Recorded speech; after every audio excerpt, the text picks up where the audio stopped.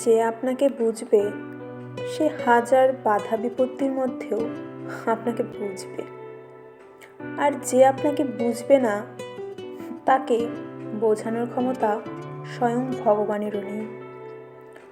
যে আপনাকে চাইবে তার কাছে আপনার বৃহত্তম অপরাধও নগণ্য বলে মনে হবে, আর যে আপনাকে চাইবে না তার কাছে ক্ষুদ্র একটা ভুলও ছেড়ে যাওয়ার কারণ দেখাবে।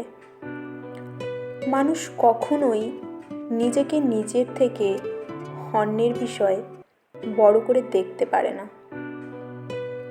তবে সত্যিকার অর্থে কাউকে চাইলে কেউ কখনো কাউকে ছেড়ে যেতে পারে না। কখনো কখনো আত্মসম্মানের জায়গা থেকে নিজেকে সরিয়ে নেওয়াটাই শ্রেয়।